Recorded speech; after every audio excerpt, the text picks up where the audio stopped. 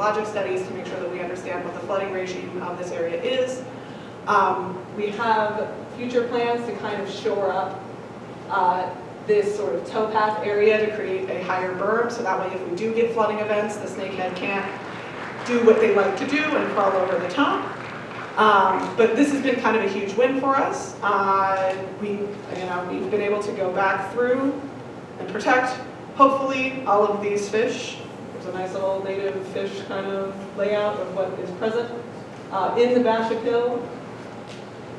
We've continued our eDNA surveys into 2023 to make sure that, before we put up the barrier and then once after we put up the barrier, that we're still going to get those negative detections for snakehead.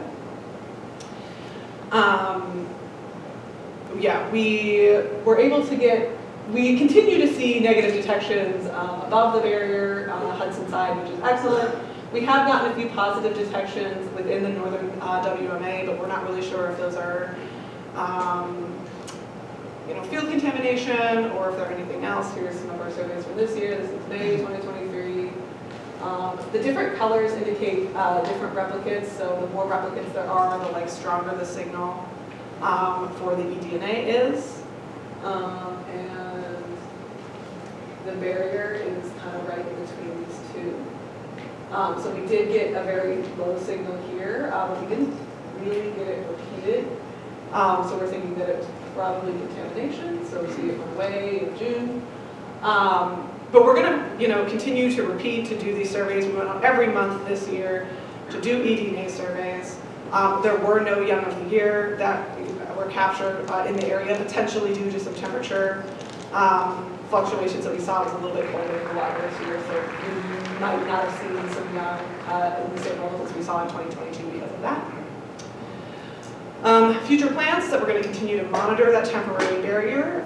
We're going to do that improvement that I had mentioned by shoring up kind of, to help some with some flood prevention. We're going to continue to do eDNA surveys in the Delaware Basin. We want to do some studies of genetic connectivity of the different snakehead populations. Are we looking at snakehead that have spread throughout New York on their own, or are we seeing a bunch of different individual introductions from people?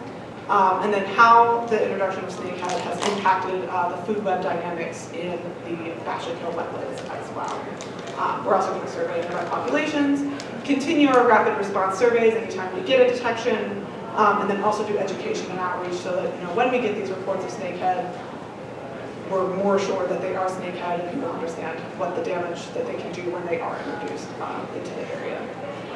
I just want to thank everybody that was involved. Again, this is a massively collaborative project.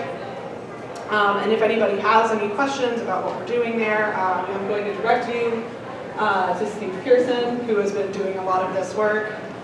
If you would like to talk about aquatic invasive species in general in Region 3, then definitely let me know. We have an eDNA program, and we have a whole bunch of different things that we're starting up in the region as well. I'm happy to take any questions if we have time.